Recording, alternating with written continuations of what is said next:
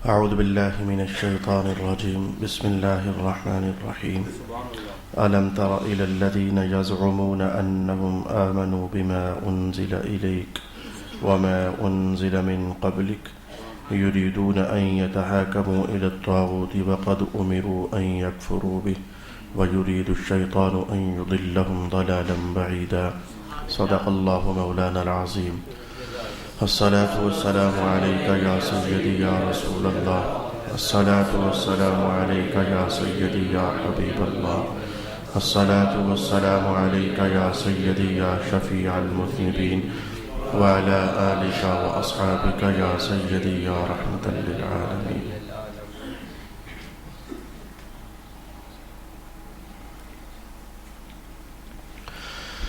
اللہ رب العالمین کے فضل سے آج میں نے آپ کے لیے سورہ نساء کی ایک آیت شریفہ تلاوت کی ہے. بنیادی طور پر ملک لیول پر آج سب خطیبوں کا جو عنوان جماعت اہل سنت کے پلیٹ فارم سے دیا گیا ہے وہ عنوان یہ ہے کہ آپ کو اس بات کی آگاہی دی جائے کہ یہ جو واقعہ ہوا ہے اس واقعہ کے متعلق قرآن حکیم اور سنت رسول اللہ صلی اللہ علیہ وسلم کیا رہنمائی کرتی ہے. جو بعض علماء نے اس واقعے کی مخالفت کرنے کی بھی کوشش کی ہے تو ہمیں ان سے غرض نہیں ہے. ہم دیکھنا چاہیں گے آج کہ کیا بعض احباب کے ذہنوں میں جو تردد پایا جاتا ہے سب کے نہیں، چند ایک ایسے لوگ جو یہ سوچتے ہیں کہ یہ فلانا بھی تو عالم ہے، اس نے تو کہا ہے کہ ممتاز قادری صاحب کا قتل کرنا جائز تھا، ان کو پھانسی دے دیا جانا چاہیے تھا، فلانا بھی تو عالم ہے، بہت بڑا عالم ہے، اس نے تو ایسے کہہ دیا ہے. حکومت کی تو ہم بات ہی نہیں کرتے، اس کو تو ہم کسی کھاتے میں لاتے ہی نہیں ہیں، نہ کہ وہ بھی کہتی ہے کہ قتل کرنا جائز ہی ہے. حکومت کو تو ہم کسی کھاتے میں سمجھتے ہی نہیں ہیں. اس وقت جو 2-3-4 علماء اور باقی سب ملک بھر کے علماء جو یہ تھوڑا سا معاملہ مختلف فیہ ہوا ہے، آج میں چاہتا ہوں کہ اس سلسلے میں آپ کے لیے اپنے مرکز کے حکم کے مطابق چند ایک معلومات فراہم کرنے کی کوشش کروں. اگرچہ یہ بہت ایسا مسئلہ نہیں ہے کہ جس کو ہم ایک نشست میں سمجھ سکتے ہیں. یقینی سی بات ہے کہ اس عنوان کو بہت ساری ڈیٹیل کے ساتھ سمجھنے کی ضرورت ہے، لیکن ایک سکیچ، ایک خاکہ، تاکہ آپ کو سمجھ آ جائے کہ مذہب شریف میں اس پورے عنوان کی حیثیت کیا ہے. میں نے جو آیت آپ کے لیے تلاوت کی ہے اس آیت کا ترجمہ بھی ضروری ہے، لیکن اس آیت کے جو پس منظر ہے یعنی شان نزول، یہ کس موقع پر یہ آیت شریفہ نازل ہوئی تھی، میں بس آپ کے سامنے وہ بیان کرنا چاہوں گا، اور اس کے ساتھ میرا اور آپ کا بڑا ایک گہرا تعلق اور گہرا سبق ہوگا جو ہم نے سیکھنے کی کوشش کرنی ہے اور حاصل کرنے کی کوشش کرنی ہے. مدینہ کے ماحول میں بشر نام کا ایک شخص تھا، کہا جاتا ہے کہ وہ منافق تھا. تو اس کا ایک یہودی کے ساتھ کسی مسئلے میں اختلاف ہو گیا تھا. رسول اللہ علیہ السلام کے پاس کیس پہنچا، فیصلہ بنتا تھا یہودی کے حق میں. حضور نے فیصلہ کر دیا کہ اس کیس میں یہودی برحق ہے اور بشر نام کا شخص جو بظاہر کلمہ پڑھتا تھا وہ باطل ہے. تو حضور نے یہودی کے حق میں فیصلہ کر دیا. بشر کو یہ بات اچھی نہ لگی، اور اس نے کہا کہ میں یہ کیس میں چاہتا ہوں کہ یہودی ایسا کر کے اکسایا، اس کو ورگلایا کہ ایسا کرتے ہیں ہم جناب عمر سے اس کیس کا فیصلہ طلب کر لیتے ہیں. آخرکار جناب عمر کے پاس کیس پہنچ گیا. تو جب وہاں معاملہ پہنچا تو یہودی نے کہہ ڈالا کہ عمر آپ کے نبی فیصلہ کر چکے ہیں میرے حق میں، لیکن یہ اصرار کر رہا تھا کہ فیصلہ جناب عمر سے کروانا ہے، اس لیے ہم یہاں آئے ہیں. جناب عمر نے فرمایا اچھا میں فیصلہ کرتا ہوں. آپ اندر تشریف لے کر گئے، تلوار لی اور سر قلم کر دیا اس بشر نام کے منافق کا، اور کہا جس کو رسول اللہ کا فیصلہ پسند نہیں اس کا فیصلہ عمر تلوار سے کرے گا. یہ فیصلہ ہو گیا. اس موقع پر یہ آیت نازل ہوئی. کیونکہ مجھے کم وقت میں ایک بڑا سارا عنوان، ایک خاکہ بنا کر آپ کی خدمت میں پیش کرنا ہے. اسی طرح آپ اپنے پاس محفوظ کر لیں، تھوڑی دیر کے بعد میں آپ سے طلب کروں گا. جو سب سے پہلے میں نے حدیث آپ کو سنائی تھی وہ کدھر ہے، یاد ہے کہ نہیں ہے، میں نے طلب کرنی ہے، اور طلب کر کے بر موقع اس کو میں نے آپ کی خدمت میں ترتیب کے ساتھ رکھنا ہے کہ اس حدیث کا ہم آخر کیا کریں گے. اب سب سے پہلے میں آپ کی خدمت میں یہ بات عرض کرنا چاہوں گا. ترتیب ہماری یہ ہوگی کہ وقت بہت مختصر ترین ہے. ترتیب یہ ہوگی کہ سب سے پہلے میں آپ کے لیے یہ بیان کروں گا کہ جو بھی رسول پاک علیہ السلام کی گستاخی کرتا ہے درجے میں وہ کافر ہوتا ہے. کیونکہ اس وقت میرا عنوان آپ کو جوش میں ابھارنا نہیں ہے، ایک مقصد کی بات سنانا اور سمجھانا ہے. اس لیے میں نے اپنا لہجہ ذرا سلو رکھا ہوا ہے، ورنہ خون گرم کر دینا، ابھار دینا، مار دو، دھاڑ دو، یہ کام ذرا اور نوعیت کا ہوتا ہے. تو تسلی سے اس مسئلے کو سمجھنے کی کوشش کریں تاکہ کم از کم آپ کا ایمان پختہ ہو جائے کہ جو ہوا ٹھیک ہوا ہے. تو میں سب سے پہلے بیان کرنا چاہوں گا کہ گستاخ رسول کی جو سزا ہے اجماع امت ہے اس بات پر کہ وہ قتل ہی ہے، قتل کرنے کے سوا اس کی اور کوئی سزا نہیں ہے. اور شریعت کی دلیلیں چار ہوتی ہیں، یا قرآن سے مسئلہ ثابت ہوتا ہے، یا حدیث رسول سے ثابت ہوتا ہے، یا اجماع امت سے ثابت ہوتا ہے، اور یا پھر قیاس سے مسئلہ ظاہر ہوتا ہے۔ یہ چار دلیلیں ارشاد فرمائی گئی ہیں، اور یہ کہیں نہ کہیں یہ جملہ پہلے بھی آپ نے سنا ہوا ہوگا۔ اب میں اگر کہنا چاہوں تو کہہ سکتا ہوں، اور بالیقین کہہ سکتا ہوں کہ گستاخ رسول کا قتل قرآن حکیم سے ثابت ہے۔ اس وقت وہ آیات سامنے نہیں لانا چاہوں گا، اشارہ میں نے آپ کے لیے کر دیا۔ گستاخ رسول کی سزا قتل ہے، یہ حدیث رسالت مآب سے بھی ثابت ہے۔ گستاخ رسول کی سزا اجماع امت ہے، اجماع امت دلیل ہے اس بات پر، یہ میں آپ کے لیے ابھی پڑھ دیتا ہوں۔ قرآن اور سنت تو کہیں نہ کہیں آپ سنتے رہتے ہیں، جیسے کہ میں نے ابھی آپ کو سنا دیا، اس قتل پر کوئی وحی نازل نہیں ہوئی کہ کیوں ہوا، جو دلیل ہے کہ قرآن اس بات پر فیصلہ کرتا ہے کہ ایسا ہی ہونا چاہیے تھا۔ اگر یہ معاملہ غلط ہوتا تو اللہ وحی اتارتا، جیسے کہ وحیاں اترتی ہوتی تھیں غلط معاملوں کو سمجھانے کے لیے۔ اگر یہ واقعہ غلط ہوتا تو رسول پاک علیہ الصلوۃ والسلام انکار کرتے کہ عمر تو نے یہ کیا کر دیا۔ وحی کا جناب عمر کے خلاف نہ اترنا دلیل ہے کہ قرآن کہتا ہے کہ ٹھیک ہوا۔ حضور رحمت عالم کا چپ رہنا اور اس کے خلاف نہ بولنا، کچھ ارشاد نہ فرمانا دلیل ہے کہ حضور بھی فیصلہ کر رہے ہیں کہ یہ واقعہ ٹھیک ہے، قرآن بھی سے بھی ثابت، حدیث پاک سے بھی ثابت۔ اجماع امت کے حوالے سے بس میں ایک حوالہ آپ کے سامنے لانا چاہتا ہوں، عبارت پڑھنے لگا ہوں۔ ذخیرۃ العقبہ کتاب، بے شمار کتابیں ہیں، یعنی کوئی ایک ہو تو آپ کے لیے بتاؤں نا، بے شمار کتابوں کے حوالہ جات ہیں۔ اجماع امت جو ہوا تو جو بھی فتاویٰ لکھے گا اس کے اندر یہ عبارت موجود ہوگی، یہ فتویٰ اس کے اندر موجود ہوگا، جو بھی کتاب لکھے گا اس کے اندر یہ مسئلہ موجود ہوگا۔ اجماع جو ہوا، اجماع کا ترجمہ ہوتا ہے اتفاق، اتفاق امت ہے، اجماع امت ہے یعنی اتفاق امت ہے۔ تو سنیے، قد اجتمعت الامت على ان الاستخفاف بنبينا صلی اللہ تعالی علیہ وآلہ وسلم وبأي نبي كان عليه الصلاة والسلام كفر سواء فعله على ذلك مستحلا ام فعله معتقد الحرمة وليس بين العلماء خلاف في ذلك ومن شك في كفره وعذابه فقد كفر۔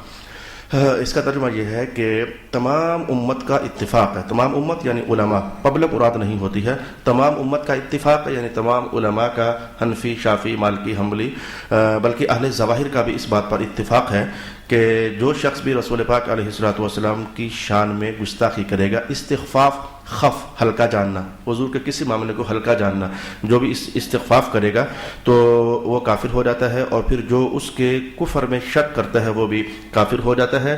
اور پھر اس پر اس کی سزا کے بارے میں متفق علیہ فتویٰ ہے کہ اس کی سزا کو پھر قتل کرنا ہی قرار دیا گیا، اور یہ خود قتل رسول پاک صلی اللہ علیہ وآلہ وسلم نے کروائے ہیں، جیسے کہ رسول پاک علیہ الصلوۃ والسلام نے کعب بن اشرف یہودی کو خود حکم دے کر کے تو بندے بھجوا کر کے تو قتل کیا تھا، قتل کروایا تھا، کیونکہ حضور کو گالیاں دیا کرتا تھا۔ ابو رافع نام کے یہودی کو، دیکھو پوری حدیث کو ایک لفظ میں سمیٹ رہا ہوں، جا کر واقعہ خود پڑھنے کی کوشش کر لیں۔ ابو رافع نام کے یہودی کو رسول پاک صلی اللہ علیہ وآلہ وسلم نے حکم دے کر قتل کروایا تھا، کیونکہ رسول پاک علیہ الصلوۃ والسلام کو گالیاں دیا کرتا تھا۔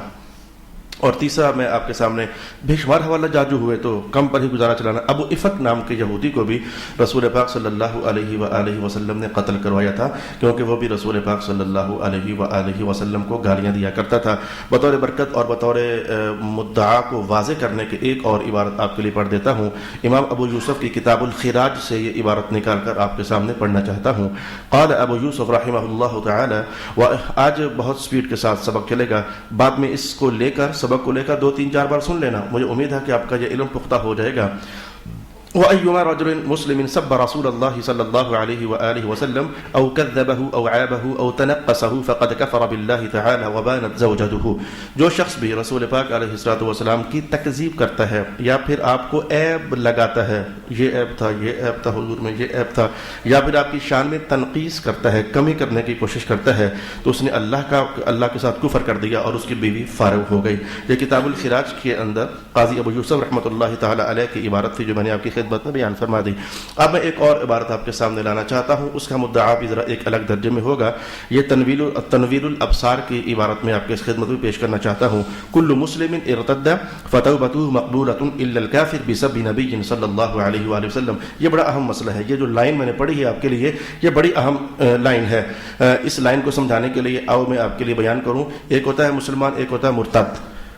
مرتد جو اسلام چھوڑ کر کسی بھی مذہب میں دفع ہو گیا اسے مرتد کہتے ہیں. تو مرتد پھر کئی شکلوں میں ہوتا ہے. کبھی اللہ کا انکار کر دیا تو بھی مرتد ہو گیا, قرآن کا انکار کر دیا تو بھی مرتد ہو گیا, نمازوں کا انکار کر دیا تو بھی مرتد ہو گیا. انکار کر دیا, نہ پڑھنا, پتہ ہے کہ پڑھنی ہے لیکن نہ پڑھنا, یہ انکار نہیں, یہ گناہ کبیرہ ہے. تو اچھا, مرتد ہونے کی ایک شکل یہ ہوتی ہے رسول پاک علیہ الصلوۃ والسلام کو اسلام لانے کے بعد کوئی گالی نکال دی, کوئی آپ کی شان میں تنقیص کر دی, تو یہ بھی مرتد ہوتا ہے. میں نے 5 شکلیں آپ کے سامنے مرتد ہونے کی بیان کی ہیں. تو یاد رکھنا مسلمانوں, یاد رکھنا جتنی قسمیں بھی ہیں مرتد ہونے کی. اگر بندہ مرتد ہو گیا تو 3 دن کی بندے کو, مرد کو مہلت دی جاتی ہے. جو اس کو شک پڑا ہے, جس بنیاد پر اس نے یہ بولا ہے, تو وہ اس کو سمجھایا جائے. 3 دنوں کے اندر دوبارہ مسلمان ہو جائے تو اس کو چھوڑ دیا جائے گا, وگرنہ اسے قتل کر دیا جائے گا. لیکن جو مرتد یہ ہوتا ہے, رسول پاک صلی اللہ علیہ وآلہ وسلم کو گالی نکال کر جو بندہ مرتد ہوتا ہے, حضور کی نقص شان کر کے جو بندہ مرتد ہوتا ہے, اس مرتد کا حکم یہ نہیں ہے کہ اس کو 3 دن کی مہلت دے دی جائے اور یہ توبہ کر کے واپس آ جائے اور پھر اس کو دوبارہ مسلمان قرار دے دیا جائے. اس مرتد کا حال یہ نہیں ہے. اس مرتد کا حال یہ ہے, یہ توبہ کرے یا نہ توبہ کرے, اسے قتل کرنا ہی کرنا ہے. آپ لوگوں کو چونکہ ان عبارات کا پتہ نہیں, ان فتاویات کا پتہ نہیں, ان مذہب کے فیصلوں میں فرق جو ہے اونچ نیچ ہے اس کا پتہ نہیں, تو مرتد کئی طرح کا ہوتا ہے. باقی کئی قسمیں ہیں جن کے اندر توبہ قبول ہے. اب یہی بات یہاں کہی جا رہی ہے, رد المختار کے حوالے سے یہی بات کہی جا رہی ہے کہ کل مسلم ارتد, ہر مسلمان جو مرتد ہو جاتا ہے, توبتہ مقبولۃ, اس کی توبہ مقبول ہے, اسے دوبارہ مسلمان مان لیا جائے گا اگر وہ کلمہ اسلام پڑھ لیتا ہے. الا الکافر بسب نبی, مگر وہ مرتد جو حضور کو گالی دے کر مرتد ہوا ہے, تمام امت کا اتفاق ہے, یہ لکھ آ کے پیا توبہ توبہ توبہ لا الہ الا اللہ محمد الرسول اللہ, اس کو قتل کیا ہی جائے گا. یہ فیصلہ ہے. اور یہ فیصلہ رسول پاک علیہ الصلوۃ والسلام کے سامنے ابھی آپ کی خدمت میں میں نے جو سب سے پہلے پڑھا ہے, جو قرآن پاک کی آیت تلاوت کی ہے, اور اس کے بعد 3 حوالہ جات پیش کیے ہیں. حضور نے کہا جا کے قتل کر کے آؤ, ابو رافع کو قتل کر کے آؤ, کعب بن اشرف کو قتل کر کے آؤ, وغیرہ وغیرہ وغیرہ. تو یہاں تک سٹیپ نمبر 2 کے طور پر میں نے آپ کو یہ بات بیان کرنے کی کوشش کی ہے کہ جو شخص مرتد بسب نبی ہو جاتا ہے, حضور کو گالی دے کر, حضور کی نقص شان کر کے, حضور کو تخفیف کی نظر سے دیکھ کر جو بندہ مرتد ہوتا ہے, اس کی سزا کبھی بھی ٹل نہیں سکتی. یعنی یہ کلمہ پڑھ بھی لے, لا الہ الا اللہ کہہ بھی لے, قتل اس کو لازمی کیا جائے گا. اچھا, یہ بات ہو گئی. اب میں ایک اگلا سٹیپ آپ کے لیے لانے لگا ہوں, اگلا سٹیپ آپ کے لیے بیان کرنے لگا ہوں. اگلا سٹیپ کیا ہے؟ جتنی بھی سزائیں ہیں, سزائیں دینے کے لیے خود رسول پاک علیہ الصلوۃ والسلام نے ارشاد فرمایا کہ حاکم لوگ سزائیں دیں, جو حکام وقت ہوتے ہیں وہ سزائیں دیں. یہ رسول اللہ علیہ السلام کا حکم ہے. حدود اور قصاص یہ سارے کے سارے حاکموں نے لینے ہوتے ہیں. اچھا, تو حاکموں نے یہ بات سمجھ آ گئی. لیکن اگر کوئی حاکم, ایک بندہ ہے, اس پر مرتد ہونے کی بنیاد پر حکم جاری ہو چکا ہے شریعت پاک کا, ہماری عدالتوں کا کیا دفاع کرو ان عدالتوں کو اور ان حکمرانوں کو. ان کو میں نے پہلے کہا ہم کسی مذہب کے مقابلے میں کسی حکمران کو کسی کھاتے میں سمجھتے ہی نہیں ہے. یہ ہمارے بارے میں بولتے ہیں نا کہ ان جاہل علماء کے فتووں کو ہم کیا سمجھیں, تو ان جاہل وزیروں اور صدروں کو ہم بھی کیا سمجھیں. اگر انہیں اپنی بادشاہی پر ناز ہے, ہمیں حضور کے فقیر ہونے پر ناز ہے, ہمیں اپنے حضور کا ملنگ ہونے پر ناز ہے, ہم بھی ان کو کیا سمجھیں. کچھ بھی نہیں سمجھتے. اس اللہ والے نے کچھ نہیں سمجھا تھا تبھی تو اڑا دیا نا, تو نہیں سمجھتے تو نا. ویسے میں پوچھنا چاہتا ہوں بطور کہ یہ جاہل علماء پڑھے لکھے کون سے ہوتے ہیں؟ وہ کون سے علماء ہوتے ہیں جو پڑھے لکھے ہوتے ہیں تو ان کی یہ بات یہ مانیں گے؟ یعنی جو کہہ رہے ہیں تو سارے ہو گئے جاہل. تو پڑھے لکھے علماء ہیں کون سے؟ غامدی جیسے جو اگر کہ شریعت کو تروڑ مروڑ کر میڈیا پر پیش کریں اور وہی ان کو اچھا لگتا ہے. غامدی جیسے علماء پڑھے لکھے ہیں. عالم بنتا کیسے ہے؟ اس پر وہی نازل ہوتی ہے؟ نہیں. کیسے بنتا ہے؟ کتابیں پڑھ کر. کتابیں کون سی؟ جو 1400 سال سے چلی آ رہی ہیں. تو 1400 سال سے چلی آنے والی کتابیں ہم نے پڑھی, ہم تو ہو گئے جاہل. پڑھا لکھا عالم کہاں سے لاؤ گے؟ کیا وہ کوئی اور کتابیں پڑھے گا تو پڑھا لکھا کہلائے گا؟ یہ ایک بدتمیزی ہے شریعت کے خلاف, اپنی منمانی چلانے کے لیے اور بادشاہیوں کے نخرے برقرار رکھنے کے لیے ایک بدتمیزی ہے. ان جاہل علماء کو ہم کیا سمجھیں, تو ان جاہل حکمرانوں کو ہم بھی کیا سمجھیں؟ صاف سی بات ہے. ذرا سعدی نے کہا تھا, اللہ اس کی قبر پر رحمت نازل فرمائے, یہ صرف آنکھ بند ہونے سے پہلے ہے کہ تم بادشاہ ہو, ہم فقیر ہیں. آنکھ بند ہونے کے بعد تختہ دونوں کا ایک ہی ہے, کفن دونوں کا ایک ہی ہے, مٹی میں دونوں نے برابر ہی جانا ہے, اندر فرشتے دونوں کے پاس برابر ہی آنے ہیں. یہ آنکھ کھلنے تک یہ فرق ہے کہ تم بادشاہ ہو تو ہم فقیر ہیں رسول اللہ کے, تم بادشاہ ہو ہم فقیر ہیں رسول اللہ کے, رسول اللہ کے فقیر ہیں, تمہاری نظر سے ہم بھی بادشاہ ہیں. ہم بھی محراب کے بادشاہ ہیں، ہم بھی ممبر کے بادشاہ ہیں، ہم آزادی سے جو کہنا چاہیں کہیں گے اور کہہ رہے ہیں۔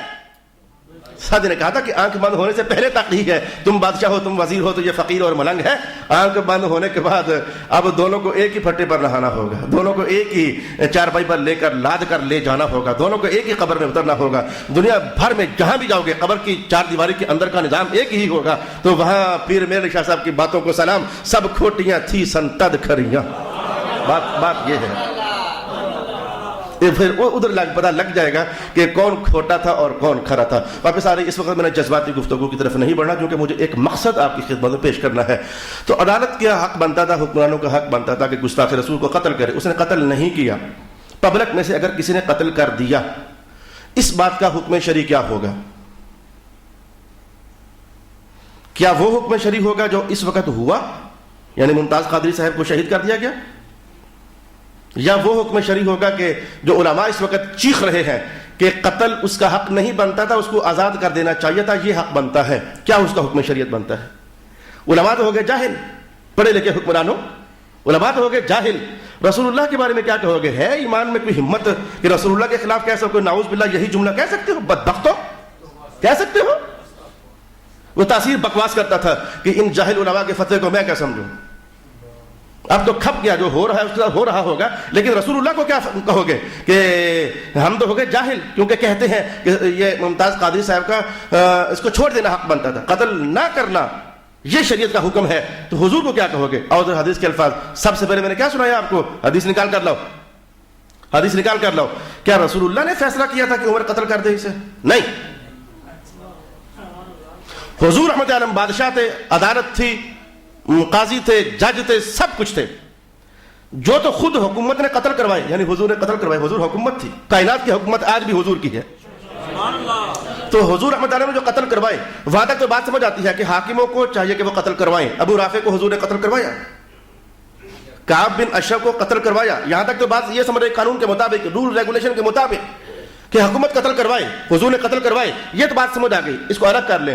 لیکن آخر کوئی ویسا واقعہ ایسا ہو گیا کہ پبلک میں سے کسی نے خود ایسے کو قتل کر دیا جو حضور کی شان میں تنقیص کر رہا تھا، تو اس کا فیصلہ حضور آپ کیا فرمائیں گے؟ جناب عمر نے قتل کیا، حضور سے پوچھے بغیر، کیس کو عدالت میں لے جائے بغیر۔ ہم نے پہلے کہا شریعت کا عنوان یہی ہے کہ عدالت میں کیس لے کر جاؤ، حاکم قتل کریں، ہم کہتے ہیں کیونکہ تمہاری مان کر نہیں، بدبختو تمہاری مان کر نہیں، اپنے رسول کی مان کر، تمہارے کہنے پر نہیں۔ رسول اللہ نے فرمایا تھا کہ یہ عدالتیں فیصلہ کریں، یعنی یہ حدود اور قصاص اور سزائیں یہ حاکم نافذ کریں، حضور کی مان کر، ہم مانتے ہیں اس کو۔ لیکن اگر کسی نے اس طرف کا رخ نہیں کیا، ان کیس اگر کسی نے یہ راستہ اختیار نہیں کیا اور خود ایسے کو قتل کر دیا، کیسے کو؟ جس کو قتل کرنے کا فیصلہ شریعت بھی کر رہی تھی، لیکن صرف یہ کہہ رہی تھی کہ حاکموں کے پاس جاؤ، صرف یہ کہہ رہی تھی کہ حاکموں کے پاس جاؤ، وہ قتل کرے۔ اگر کسی نے یہ راستہ اختیار نہیں کیا، اس کا فیصلہ کیا ہوگا؟ رسول پاک علیہ الصلوۃ والسلام نے مہر لگائی، عمر میں نے کہا بھلے نہیں تھا، تو کیس بھلے میرے پاس لے کر آیا نہیں تھا، لیکن تو نے یہ کام کر دیا ہے، جا ٹھیک کیا ہے۔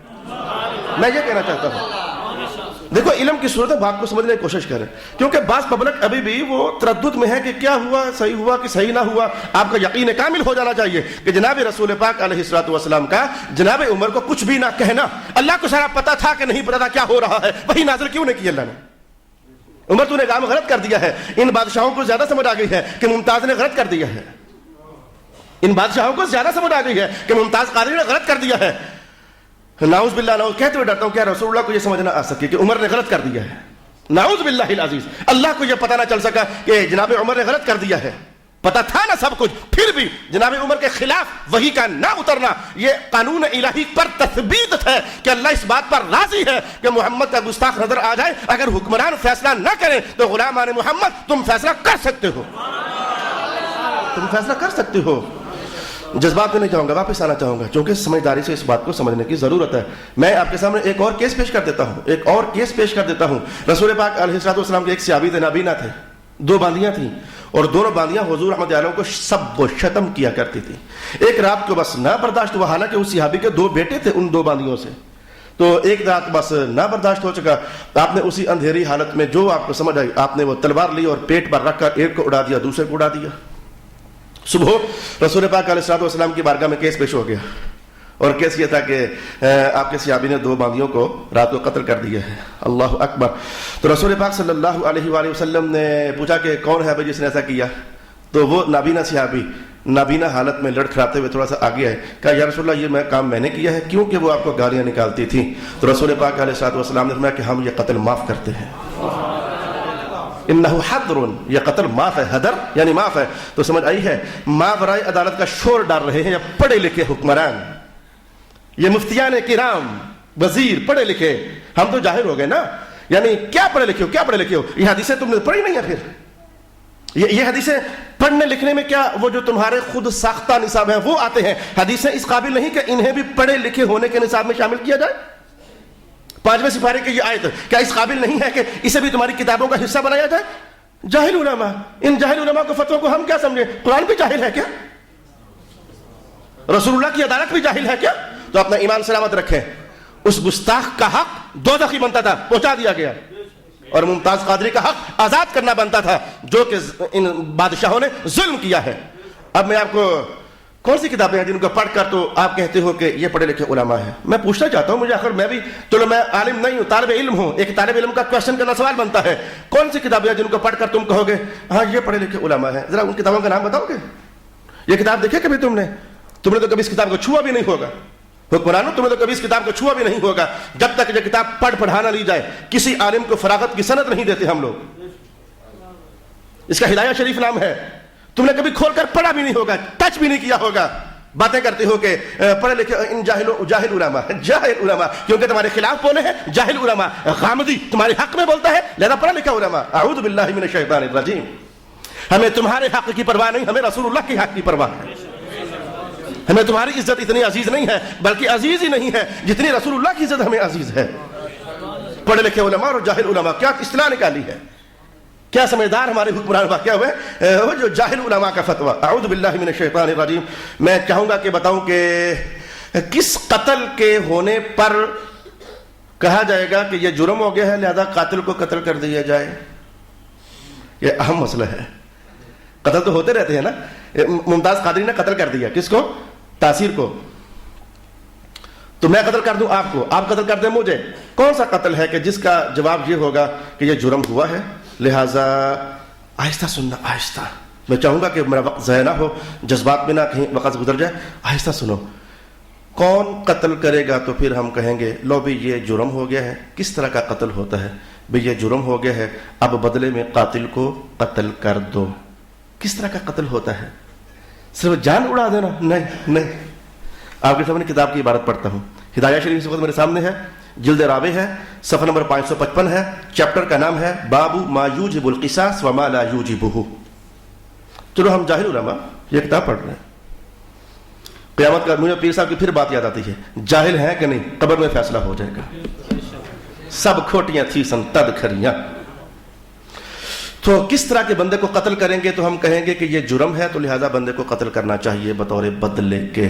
تو آپ ذرا علم پاؤ. ویسے آپ نے کبھی یہ پڑھا نہیں ہے لیکن آج میں آپ کو یہ پڑھ کر بتانے لگا ہوں. علم پاؤ آپ.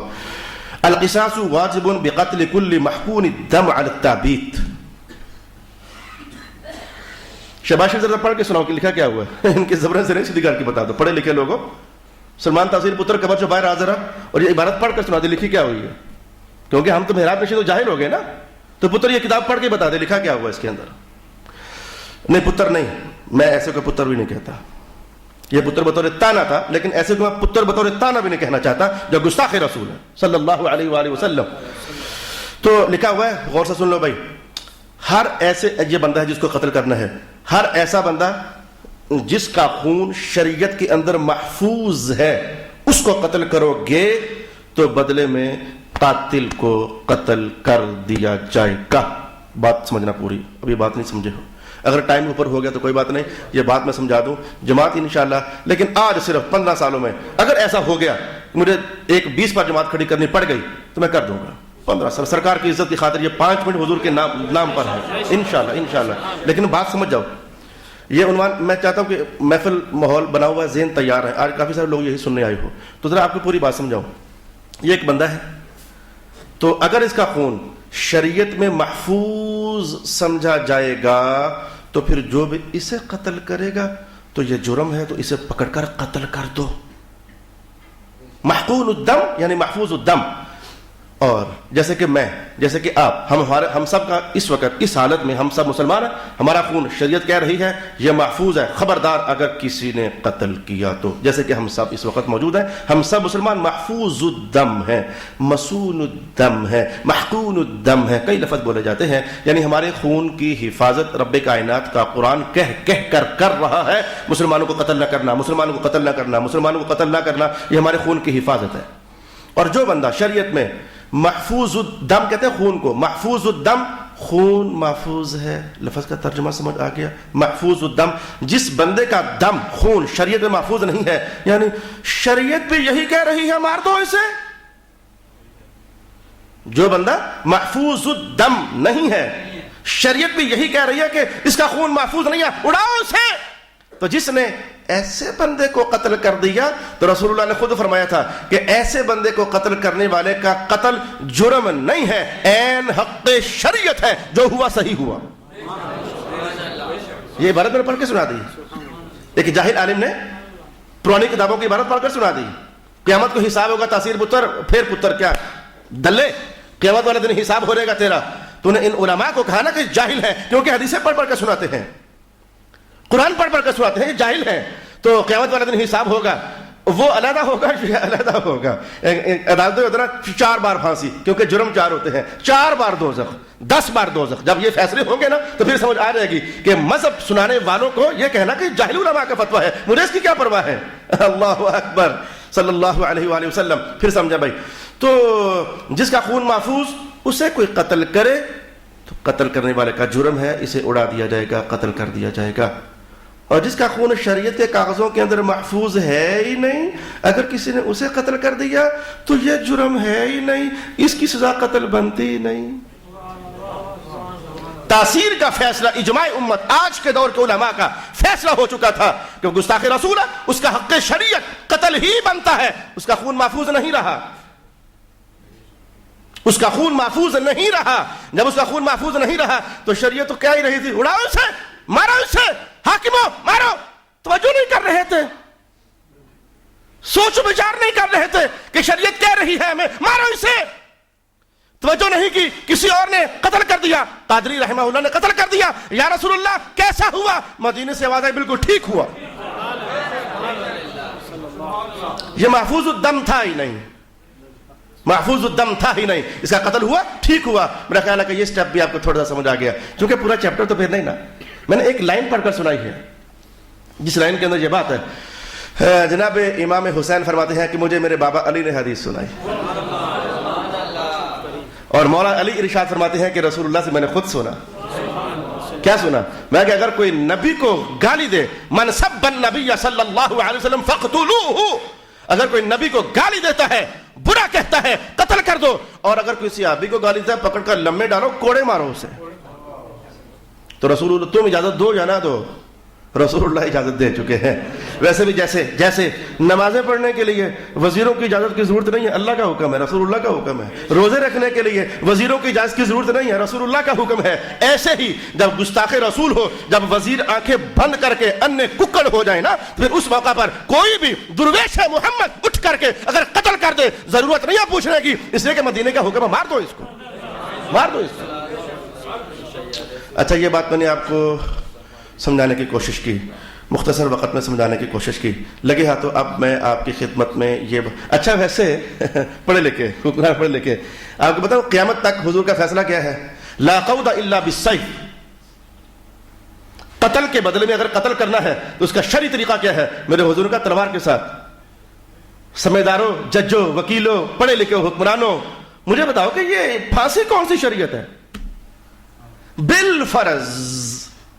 بالفرض اگر جرم بنتا بھی تھا تو یہ پھانسی کون سی شریعت ہے؟ پھانسی کا تو شریعت میں تصور ہی نہیں ہے. الى یوم القیامہ قال رسول اللہ لا قود الا بالسیف، جب بھی قتل کے بدلے میں قتل کیا جائے گا تو تلوار استعمال کی جائے گی. یہ پھانسی کہاں سے تم نے نکال لی؟ یہ تو ہو گئے جاہل علماء، پڑھے لکھے حکمرانوں، یہ پھانسی کی ساتھی سے نکالی ہے تم نے. اللہ اکبر.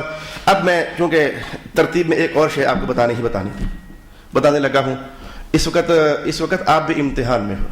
آپ کی نا رشتہ داریاں قابو نہیں آتی ہیں. میں صاف صاف کہوں گا, ہمارا کوئی بد عقیدہ رشتہ دار مر جائے نا, کہ بدبخت کو مرزائی قسم کا رشتہ دار مر جائے, تو تمہیں بڑے چاؤ ہوتے ہیں کہ کیسے انہیں بھی خوش رکھا جائے اور اللہ کو بھی خوش رکھا جائے. تمہیں بھی اپنی رشتہ داریاں بے قابو ہیں تمہاری بھی. اور میں بس پڑھ کے سناتا ہوں, مانتے ہو تو مانو, نہیں مانو تو سب کھوٹیاں تھی سنتا دکھریاں. قبر میں تو جا پہنچنا ہے نا. 13 14 15 16 احکام بتانے لگا ہوں, یا 18 احکام بتانے لگا ہوں کہ جو بندہ واجب القتل ہوتا ہے, گستاخ رسول ہوتا ہے, اس کے ساتھ اتنے احکام ہیں مسلمانوں نہیں کرنے. ہم نے کتنے احکام سنانے لگا ہوں آپ کو, اتنے احکام ہیں اے مسلمانوں, ہم نے وہ احکام نہیں نبھانے ہیں. کتنے احکام سنو, اب میں تیز تیز بول دیتا ہوں. گستاخ رسول کو سلام کرے تو جواب ہی نہیں دینا, ایک حکم.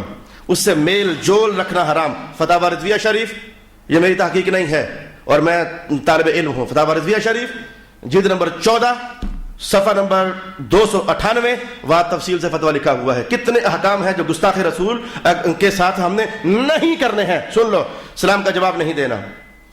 جب سلام کا جواب نہیں دینا, سلام کہاں سے کرنا ہے, سلام کہاں سے کرنا ہے.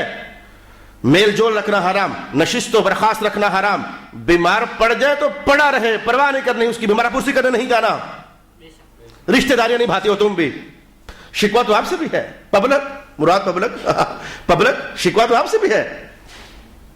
اچھا, مر جائے تو جنازے میں شرکت حرام, غسل دینا حرام, کفن دینا حرام, نماز جنازہ پڑھنا حرام. ایک بار تسی پڑھ لو, ایک بار اسی پڑھ لینے. بڑے بیبے لوگ,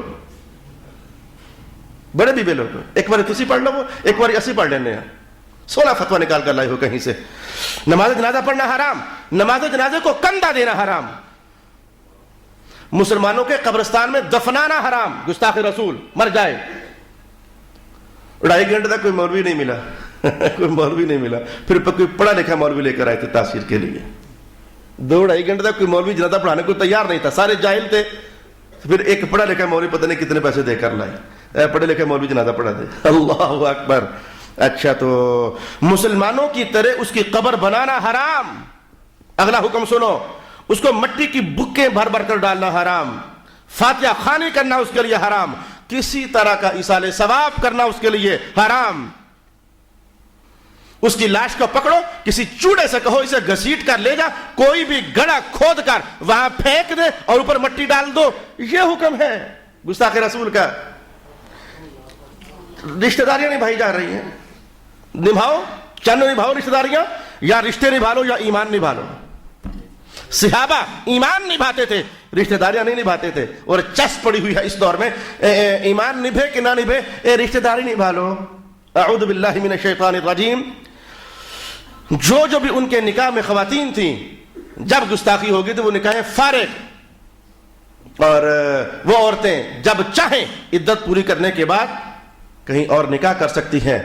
اور اس کے باوجود اگر وہ عورت بیوی بن کر رہی, جو اولاد پیدا ہوگی ولد الزنا ہوگی, حرام کی اولاد ہوگی.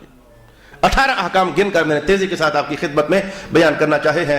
مجھے امید ہے کہ میں جو تھوڑا بہت جو کہنے کا ارادہ رکھتا تھا, شاید کچھ اللہ نے مدد کر دی ہوگی ہماری, کچھ بات ہمیں سمجھ آ گئی ہوگی. کوئی اعلان شلان ہے, بتاؤ بھائی.